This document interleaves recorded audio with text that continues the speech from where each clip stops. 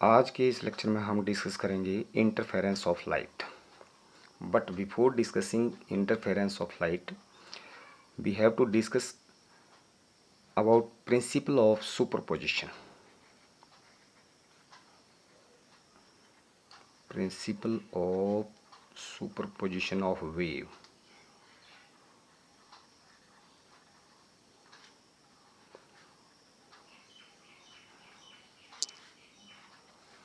What is principle of superposition? जैसे मान लीजिए दो वेव ट्रेन्स ट्रेवल कर रही हैं। व्हेन टू और मोर wave superimpose on each other, the resultant displacement at any instant is equal to vector sum of the individual displacement of the particles of the medium। जैसे मान लीजिए एक wave इस तरह से ट्रेवल कर रही है, ये वेव है एक, अब ये क्रेस्ट है, ये ट्रफ है इसकी। सिमिलरली अगर दूसरी वेव भी है इस तरह से, ये दूसरी वेव है, ये इसकी क्रेस्ट आ गई, ये इसकी ट्रफ आ गई, ठीक है। अब इसका मतलब ये हुआ, अगर ये वेव यूं ट्रेवल कर रही है तो इसके ये जो पार्टिकल हैं ये मीडियम के ये ऊपर की तरफ मूव कर रहे हैं। यहाँ पर ये जाकर के मैक्सिमम डिस्प्लेसमेंट हो जाएगी और फिर ये नीचे की तरफ मूव करना शुरू हो जाएंगे अगले पार्टिकल। सिमिलरली इसके भी ये पार्टिकल ऊपर की तरफ मूव कर रहे हैं यहाँ पर। अब जब एक वेव दूसरी वेव के ऊपर सुपर इम्पोज करेगी, जैसे मान लीजिए हम वाटर के अंदर दो स्टोन थ्रो करते हैं, ये दो स्टोन हमने थ्रो कर दिए, ठीक है। अब इसके अपने वेव फ्रंट बनेंगे इस तरह से और इसके अपने वेव फ्रंट बनेंगे इस तरह से।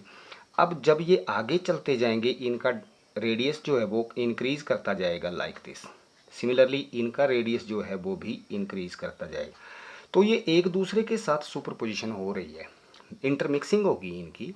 तो इसका मतलब अगर किसी इंस्टेंट के ऊपर, इसका मतलब ये रिपल्स ऑफ वाटर इस तरह से चलते जाएंगे, तो रिपल्स ऑफ वाटर जो बनेंगे तो वो इस तरह से पहले ऊपर उठेंगे, नीचे दबेंगे, फिर ऊपर उठेंगे, नीचे दबेंगे, इस तरह से ये चलते जाएंगे। ये रिपल हमें बिल्कुल अगर सरफेस के ऊपर देखा जाए तो ये इस तरह से सर्कुलर पाथ में दिखाई देते हैं ये रिपल यहाँ पर। अब जैसे एक रिपल के पार्टिकल ऊपर की तरफ जा रहे हैं तो दूसरे रिपल के भी अगर ऊपर की तरफ जा रहे हैं किसी पॉइंट के ऊपर, तो इस पॉइंट के ऊपर क्या होगा, एक दूसरे को ये सपोर्ट करेंगे ऊपर जाने के लिए। तो इसका मतलब इनकी वजह से इनकी जो किसी पर्टिकुलर इंस्टेंट के ऊपर डिस्प्लेसमेंट होगी वो ज़्यादा होगी, क्योंकि एक दूसरे को ये सपोर्ट कर रहे हैं उस पॉइंट के ऊपर। तो इसका मतलब एक नई वेव बनेगी जिसकी डिस्प्लेसमेंट इन दोनों की डिस्प्लेसमेंट से ज़्यादा होगी। मतलब ये भी इसको भी सपोर्ट करेगी ऊपर जाने के लिए एक दूसरे को। सिमिलरली अगर मान लीजिए यही वेव इस तरह से ट्रेवल कर रही हैं लाइक दिस, ये एक वेव है और ये दूसरी वेव है। अब जब ये इसके ऊपर सुपर इम्पोज करेगी तो इस इंस्टेंट के ऊपर इसके पार्टिकल जो हैं वो ऊपर की तरफ जा रहे हैं, इसके पार्टिकल्स जो हैं मीडियम के पार्टिकल्स वो नीचे की तरफ जा रहे हैं। तो एक दूसरे को सपोर्ट करने की बजाय ये क्या कर रहे हैं, एक दूसरे को अपोज कर रहे हैं। एक वेव के पार्टिकल्स ऊपर की तरफ जा रहे हैं, दूसरी वेव में जो मीडियम के पार्टिकल्स हैं वो नीचे की तरफ आ रहे हैं। तो एक दूसरे को ये अपोज करेंगे। इसकी वजह से क्या होगा, एक नई वेव बनेगी जिसकी डिस्प्लेसमेंट जो है वो इन दोनों से कम होगी। तो इसका मतलब ये हो गया कि जहाँ पर ये सपोर्ट करेंगे वहाँ पर इसकी डिस्प्लेसमेंट जो है वो ज़्यादा होगी। मतलब इस तरह से आ गया, इसकी जो इस केस में जो सिचुएशन बनेगी वो इस तरह की सिचुएशन बन जाएगी। ये एक वेव है, मान लो ये दूसरी वेव है। जब ये दोनों इस तरह से सुपर इम्पोज कर जाएंगी एक दूसरे के ऊपर तो एक नई वेव बनेगी जिसका एम्पलीट्यूड या जिसकी डिस्प्लेसमेंट किसी इंस्टेंट के ऊपर इन दोनों से ज़्यादा होगी लाइक दिस। क्योंकि ये एक के भी नीचे की तरफ जा रहे हैं, दूसरी के भी नीचे की तरफ जा रहे हैं, तो एक नई वेव बनेगी जिसका एम्पलीट्यूड इन दोनों वेव की एम्पलीट्यूड से ज़्यादा होगा। यानी जो मैक्सिमम डिस्प्लेसमेंट है यहाँ पर, ये मैक्सिमम डिस्प्लेसमेंट हुई तो इसकी डिस्प्लेसमेंट ये थी दूसरी वेव की डिस्प्लेसमेंट ये थी और जो नई रिजल्टेंट वेव बनी उसकी डिस्प्लेसमेंट इन दोनों की डिस्प्लेसमेंट से ज़्यादा हुई। ये जो डिस्प्लेसमेंट है मैक्सिमम डिस्प्लेसमेंट है इसमें, this maximum displacement is called amplitude of the wave. Similarly इस सिचुएशन में देखें तो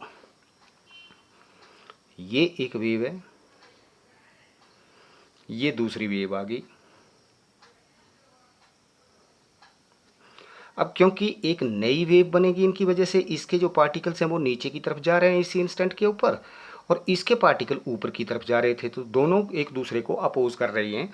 इसकी वजह से एक नई वेव बनेगी जिसका एम्पलीट्यूड इन दोनों से कम होगा, लाइक दिस। ये रिजल्टेंट वेव बन जाएगी। अगर मान लो एक का एम्पलीट्यूड बाई, एक की डिस्प्लेसमेंट बाई 1 है किसी इंस्टेंट के ऊपर, दूसरी वेव की डिस्प्लेसमेंट जो है वो बाई 2 है, तो जो रिजल्टेंट डिस्प्लेसमेंट आएगी बाई इज इक्वल टू जो नई वेव बनी उसका जो उसकी किसी इंस्टेंट के ऊपर जो डिस्प्लेसमेंट होगी Y is equal to vector sum होगा इनका, बाई 1 प्लस बाई 2। कहने का मतलब वेक्टर सम का मतलब ये हो गया जब ये दोनों सपोर्ट कर रही थी तो बाई 1 प्लस बाई 2, और जब ये अपोज कर रही हैं तो इस केस में नीचे वाली डिस्प्लेसमेंट नेगेटिव ली जाएगी तो बाई 1 माइनस बाई 2 आ जाएगा। ठीक है, तो principle of superposition of wave क्या है कि व्हेन टू और more waves superimpose on each other then the resultant displacement of the wave at any instant is equal to vector sum of the displacement of the individual wave. So principle of superposition of wave is when two or more wave motions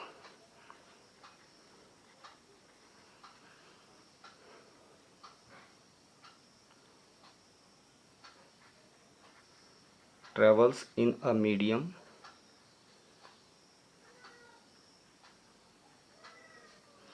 then the resultant displacement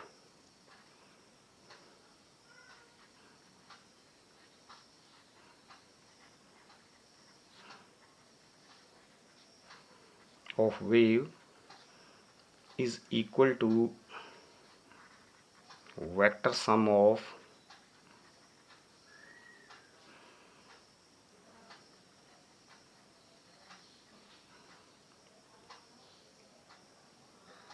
individual displacement of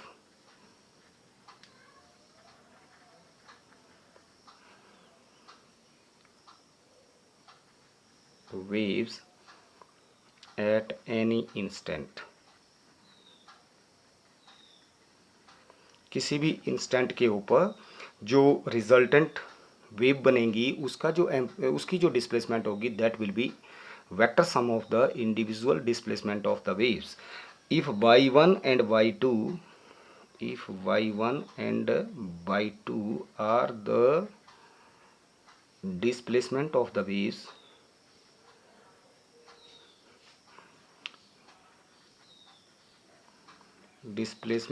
waves, then जो resultant wave बनेगी ये वाली जो wave बनेगी इसकी जो displacement होगी that will B by is equal two by 1 plus by 2, that will be the vector sum. ये वेक्टर सम होगा। तो इसका मतलब जब दो या दो से अधिक वेव्स आपस में इंटरफेयर करेंगी या सुपर इम्पोज करेंगी तो एक रिजल्टेंट वेव बनेगी जिसकी डिस्प्लेसमेंट जो होगी वो इंडिविजुअल वेव के वेक्टर सम के बराबर होगी। Now before discussing the interference of wave we have to discuss about coherent sources. What are coherent sources? Coherent sources of light.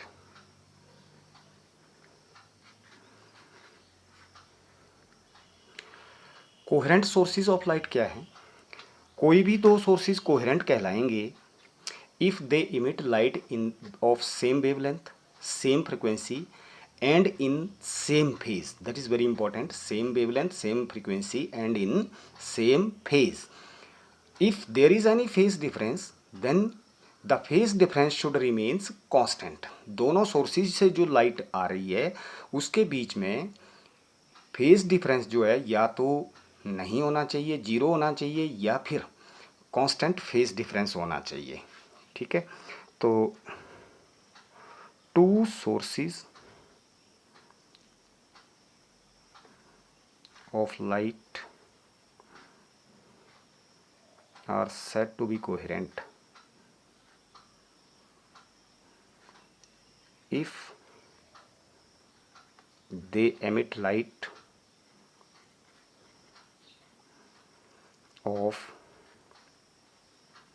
same wavelength, same frequency,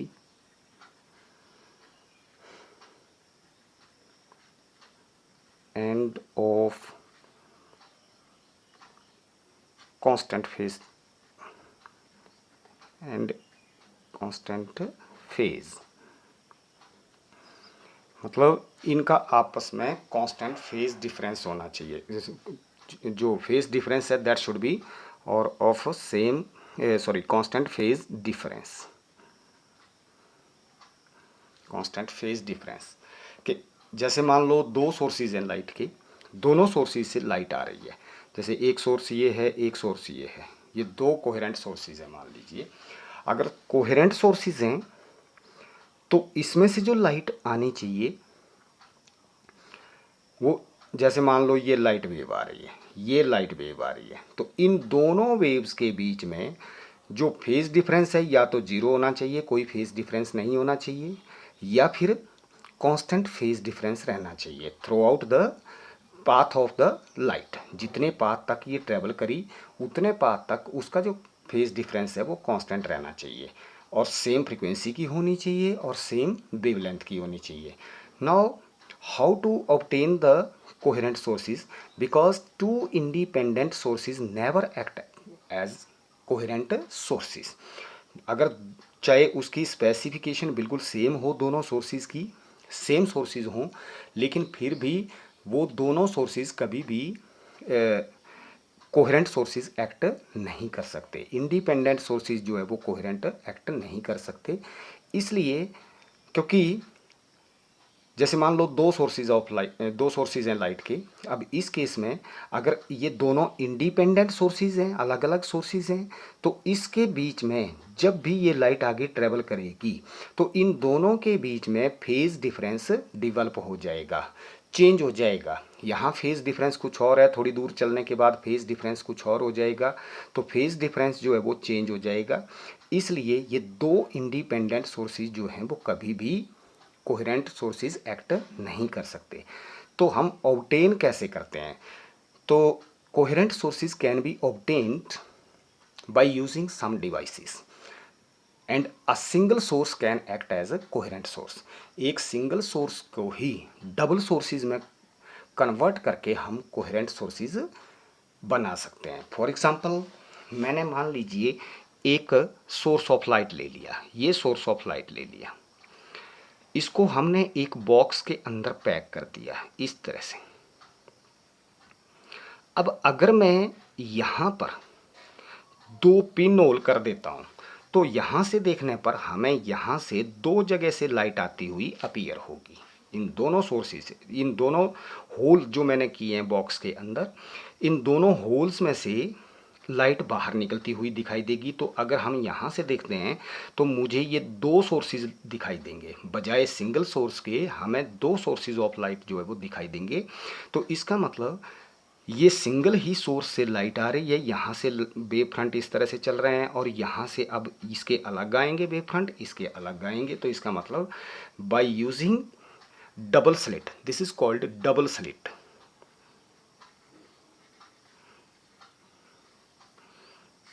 इसको हम double slit बोलते हैं। Double slit का मतलब दो स्लिट बना दी। Slit का मतलब ये हो गया कि वेरी नैरो होल, जिसको हम बोल सकते हैं। ठीक है, तो double slit, by using double slit we can obtain coherent sources. दूसरा कि दोनों सोर्सेज जो हैं ये मोनोक्रोमेटिक होने चाहिए। मोनोक्रोमेटिक,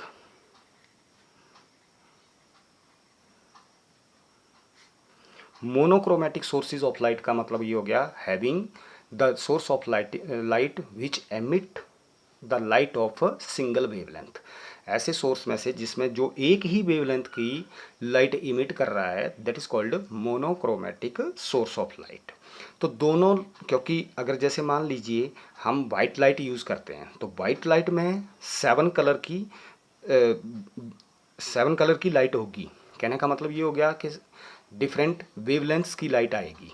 जैसे मान लीजिए ये वाइट सोर्स है, वाइट लाइट का सोर्स है, वाइट लाइट में 7 वेवलेंथ्स होंगी। अब किसी पॉइंट के ऊपर जो लाइट पहुंच रही है, यहाँ पर जो लाइट पहुंचेगी, अब क्योंकि इनकी वेवलेंथ अलग अलग है, वेवलेंथ अलग अलग है, तो इसका मतलब इस पॉइंट के ऊपर जब लाइट पहुंचेगी तो इनके बीच में फेज डिफरेंस चेंज हो जाएगा, अलग अलग होगा। अलग अलग वेवलेंथ की लाइट के लिए फेज डिफरेंस जो है वो अलग अलग होगा। यहाँ पर जो लाइट पहुँच रही है यहाँ से किसी पॉइंट के ऊपर, तो इनका जो फेज डिफरेंस है वो अलग अलग होगा, तो अल्टीमेटली पाथ डिफरेंस भी अलग अलग होगा।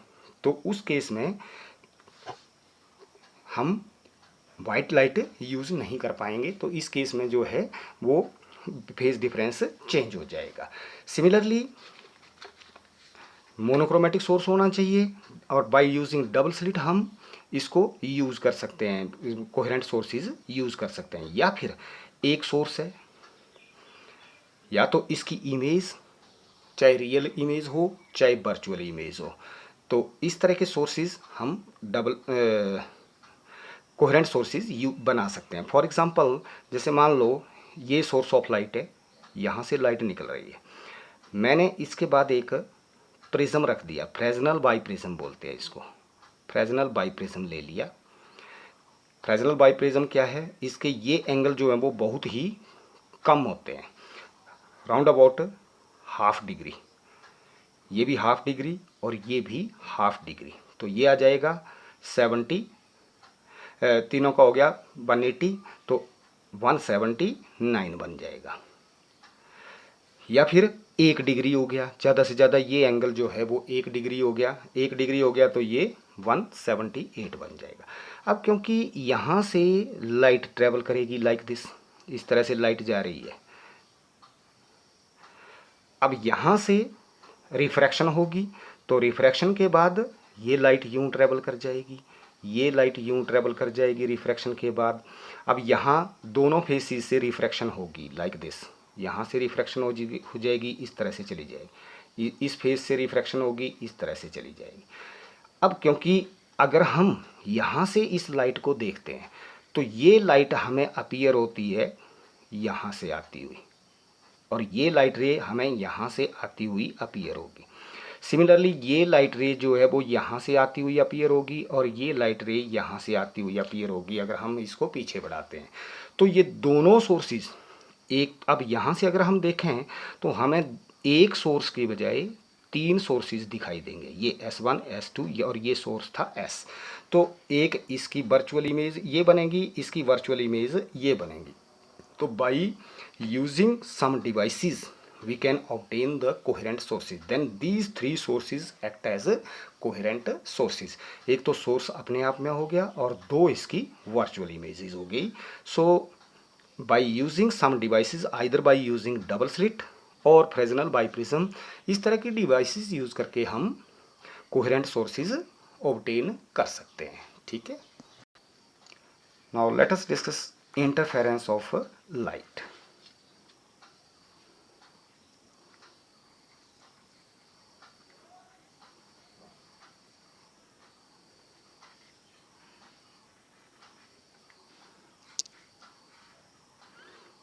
Interference of light, what is interference of light? जैसे मान लीजिए हमने 2 स्टोन थ्रो कर दिए, अभी थोड़ी देर पहले हमने डिस्कस किया वाटर के अंदर 2 स्टोन थ्रो करते हैं। वाटर का केस ले रहा हूँ केवल समझाने के लिए इसमें, क्योंकि जिस तरह से वेव चलेगी, क्योंकि लाइट जो है वो उसको हम वेव नेचर स्टडी कर रहे हैं इसमें। ठीक है, तो अगर 2 स्टोन हमने थ्रो कर दिए, एक ये थ्रो कर दिया, एक ये थ्रो कर दिया, तो जाहिर सी बात है यहाँ से रिपल्स ऑफ वाटर इस तरह से चलेंगे, इस तरह से रिपल्स ऑफ वाटर चलेंगे। सिमिलरली इसके रिपल्स इस तरह से चलेंगे। तो अंडरस्टूड सी बात है, ये यहाँ पर आपस में इंटरफेयर करेंगे, इस सोर्स के और इस सोर्स के। इसी तरह से अगर दो लाइट सोर्स लिए जाएं तो उससे भी वेव फ्रंट बन रहे हैं और ये वेव फ्रंट आपस में इंटरफेयर करेंगे। तो जैसे हमने थोड़ी देर पहले डिस्कस किया कि कुछ पॉइंट ऐसे होंगे जहाँ पर एक के पार्टिकल अगर ऊपर की तरफ जा रहे हैं वेव के, तो दूसरे के भी पार्टिकल ऊपर जा रहे हैं, तो यहाँ पर एक नई वेव बनेगी, रिजल्टेंट वेव बनेगी। तो इस पॉइंट के ऊपर क्या होगा, जो डिस्प्लेसमेंट है वो ज़्यादा होगी। और कुछ पॉइंट ऐसे आएंगे जहाँ पर एक के पार्टिकल, मीडियम के पार्टिकल नीचे की तरफ जा रहे हैं एक वेव के, और दूसरी में ऊपर की तरफ जा रहे हैं। तो इन पॉइंट्स के ऊपर जो डिस्प्लेसमेंट है वो कम होगी, मिनिमम होगी। कहने का मतलब ये हो गया, कुछ ऐसे पॉइंट आएंगे जहाँ पर डिस्प्लेसमेंट ज़्यादा होगी और कुछ ऐसे पॉइंट आएंगे जहाँ पर मीडियम के पार्टिकल्स की डिस्प्लेसमेंट कम होगी। तो यानी कि अल्टीमेटली क्या हो रहा है, वेव जब भी ट्रेवल करती है तो अपने साथ एनर्जी और मोमेंटम कैरी करती है। इसका मतलब wave transfer energy and momentum. तो अल्टीमेटली इन पॉइंट्स के ऊपर एनर्जी का रीडिस्ट्रीब्यूशन होगा, एक वेव की एनर्जी दूसरी वेव की एनर्जी के साथ डिस्ट्रीब्यूशन होगा। This phenomenon of redistribution of energy when two और more waves superimpose on each other. तो यहाँ पर सुपरपोजिशन हो रही है वेव्स की। तो इस प्रकार की जो सुपरपोजिशन होगी दो या दो से ज़्यादा वेव ट्रेन्स की, तो उस केस में जो रिजल्टेंट डिस्प्लेसमेंट है वो कम या ज़्यादा हो जाएगी। और ये जो फिनोमिनन है डिस्ट्रीब्यूशन ऑफ एनर्जी का, this is called interference of light. यानी the phenomenon of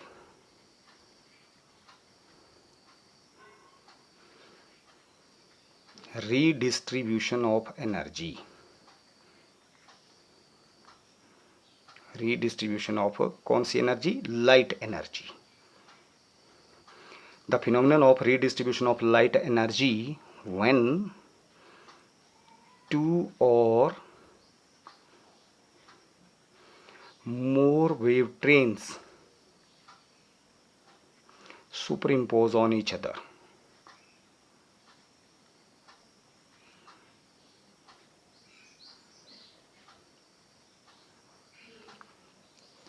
This phenomenon is called interference of light.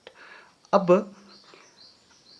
जहाँ पर एक के, इसका मतलब ये हो गया कि इन पॉइंट्स के ऊपर जहाँ पर ये सपोर्ट कर रहे हैं, तो एक की क्रेस्ट जो है वो दूसरे की क्रेस्ट के ऊपर पड़ रही है, या फिर ट्रफ के ऊपर पड़ रही है। अगर नीचे जा रहे हैं तो ये दूसरी के भी नीचे जा रहे हैं, तो नीचे की तरफ ज़्यादा होगी। तो जब रिजल्टेंट वेव बनेगी तो वो इस तरह से बनेगी, जिसका एम्पलीट्यूड मैक्सिमम होगा इन पॉइंट के ऊपर। ठीक है, तो इस तरह की अब एक तो कंडीशन आएगी हमारे पास ये वाली, और दूसरी कंडीशन आएगी हमारे पास एक की क्रेस्ट जो है वो दूसरे की ट्रफ के ऊपर पड़ सकती है, इस तरह से एक कंडीशन ये आएगी। तो इन दोनों कंडीशंस को अगर हम देखते हैं तो जो रिजल्टेंट वेव बनी, इस केस में इसका एम्पलीट्यूड यहाँ पर मैक्सिमम हुआ, यानी कि डिस्प्लेसमेंट ज़्यादा होगी। इसका एम्पलीट्यूड मिनिमम हुआ दूसरे केस में। तो इसका मतलब यहाँ दो तरह की कंडीशन बन रही है, या तो इसकी डिस्प्लेसमेंट ज़्यादा होगी या दोनों से कम होगी। तो अगर यहाँ पर मैक्सिमम एम्पलीट्यूड है, यानी कि दोनों की सुपरपोजिशन के कारण इसकी डिस्प्लेसमेंट मैक्सिमम हो रही है, यानी एम्पलीट्यूड मैक्सिमम हो रहा है, तो इस प्रकार की जो इंटरफेरेंस है that is called constructive interference. और जहां पर एम्पलीट्यूड मिनिमम, इस केस में एम्पलीट्यूड मिनिमम होगा, क्रेस्ट के ऊपर ट्रफ पड़ रही है, this is called destructive interference. तो दो प्रकार की इंटरफेरेंस होगी। Very first is constructive interference.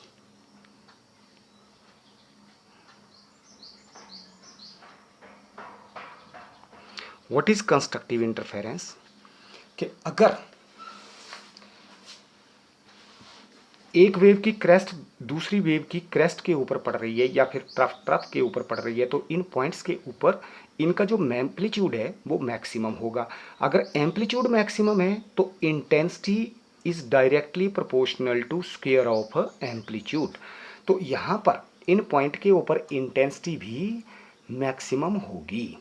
तो अगर इंटेंसिटी लाइट की मैक्सिमम आएगी then the interference is called constructive interference. When intensity of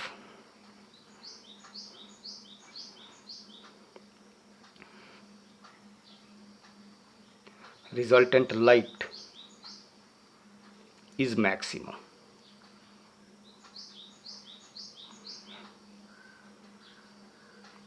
then the interference is constructive interference. और जब इंटेंसिटी मिनिमम होगी destructive interference. सेकेंड आ गई destructive interference. What is destructive interference? Intensity of light is when intensity of light is minimum. जब intensity minimum होगी तो उस case में जो इंटरफेरेंस होगी that will B destructive interference of light. Now Young's double slit experiment.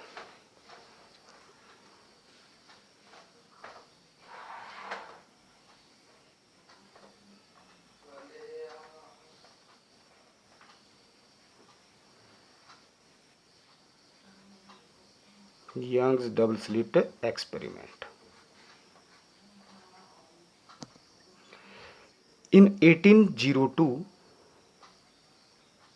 Young's demonstrated the phenomenon of interference.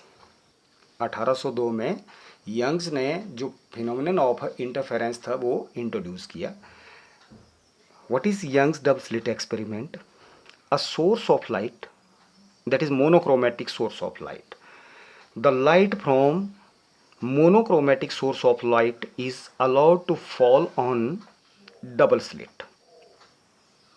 ये double slit ले ली, इसको S1 बोल देता हूँ, इसको S2, यानी बॉक्स के अंदर इस सोर्स को पैक कर दिया. ये मोनोक्रोमेटिक सोर्स ऑफ लाइट है. ठीक है. अब इसके सामने एक स्क्रीन रख दी गई. मतलब what is Young's double slit experiment? The light from monochromatic source of light is allowed to fall on double slit and the interference pattern is obtained on the screen. This is screen. Interference pattern जो था वो obtain किया गया screen के ऊपर. Now what happen, अब क्योंकि ये दो सोर्सेज ऑफ लाइट है, एक S1 आ गया और एक S2 आ गया. अब यहाँ से वेव फ्रंट इस तरह से निकलेंगे. तो इसका मतलब जब आपने रिपल देखे हैं वाटर के ऊपर, उसके ऊपर जब पानी के ऊपर हम स्टोन थ्रो करते हैं तो क्या होगा कि रिपल्स ऑफ वाटर अपीयर होते हैं. तो पहले वो ऊपर, अगर मान लो ऊपर उठे हुए हैं तो फिर आगे नीचे दबे हुए होंगे. इस तरह से ऊपर उठे हुए और नीचे दबे हुए नजर आएंगे. तो इसका मतलब एक आ गई क्रेस्ट, इसके बाद आएगी हमारे पास ट्रफ. तो ट्रफ को मैं थोड़ा सा इस तरह से डॉटर लाइन से ट्रफ को रिप्रेजेंट कर रहा हूँ. ये ट्रफ होगी. उसके बाद दोबारा क्रेस्ट आएगी लाइक दिस. फिर अगेन ट्रफ. इस तरह से क्रेस्ट और ट्रफ अपीयर होती चली जाएंगी. उसके बाद फिर क्रेस्ट लाइक दिस. सिमिलरली जो दूसरा सोर्स है ये, इसमें से भी ये आ गई क्रेस्ट.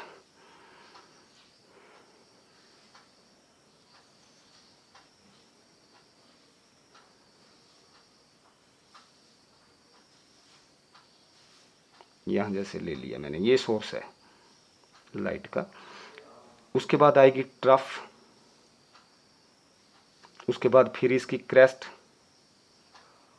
उसके बाद फिर ट्रफ. इस तरह से बनता जाएगा. ये सुपरपोजिशन हो रही है इसकी. अब देखिए कुछ पॉइंट ऐसे हैं जहां एक की क्रेस्ट दूसरे की क्रेस्ट के ऊपर पड़ रही है. ये देखिए इसकी क्रेस्ट पड़ रही है, इसकी क्रेस्ट पड़ रही है. इस पॉइंट के ऊपर इसकी ट्रफ पड़ रही है एक सोर्स की, दूसरे की भी ट्रफ पड़ रही है. इसकी क्रेस्ट पड़ रही है, दूसरे की भी क्रेस्ट पड़ रही है. एक की ट्रफ दूसरे की भी ट्रफ पड़ रही है. इन पॉइंट के ऊपर अगर मैं इन पॉइंट्स को देखता हूं, ये पॉइंट मिला दिए मैंने, तो यहां पर कौन सी सिचुएशन आ रही है? एक की जो क्रेस्ट है वो दूसरे की क्रेस्ट के ऊपर पड़ रही है और ट्रफ के ऊपर ट्रफ पड़ रही है. ये सिचुएशन बन रही है. तो इसका मतलब यहाँ पर जो रिजल्टेंट वेव बनेंगी उसका एम्पलीट्यूड मैक्सिमम होगा। अगर एम्पलीट्यूड मैक्सिमम है तो यहाँ पर इंटेंसिटी भी मैक्सिमम आएगी। तो अगर इंटेंसिटी मैक्सिमम है यानी कि ज़्यादा लाइट अपीयर होगी तो अल्टीमेटली व्हाट हैपन, यहाँ पर ब्राइट बैंड आएगा। This bright band is called fringe, इसको हम नाम देते हैं फ्रिंज। तो ये जो फ्रिंज होगी ये ब्राइट फ्रिंज अपीयर होगी, यहाँ ब्राइटनेस अपीयर होगी। कहने का मतलब ये है मोनोक्रोमेटिक सोर्स ऑफ लाइट है, ठीक है।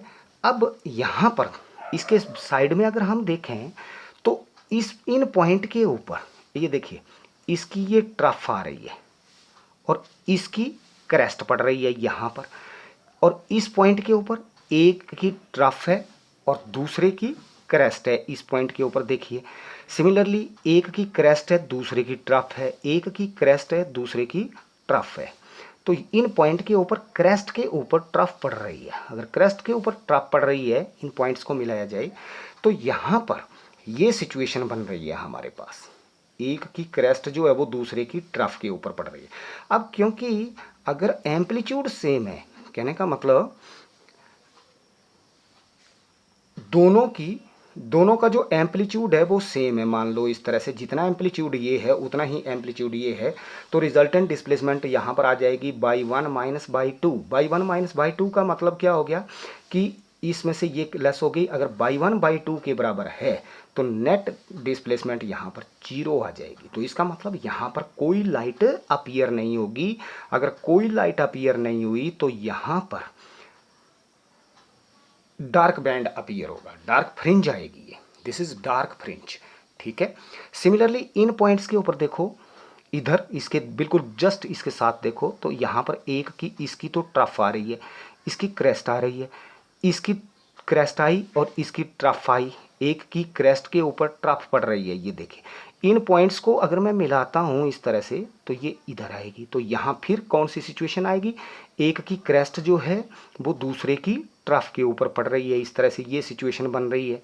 तो इसका मतलब यहाँ पर फिर क्या अपीयर होगा, डार्क बैंड अपीयर होगा, यानी कि फिर डार्क फ्रिंज आएगी।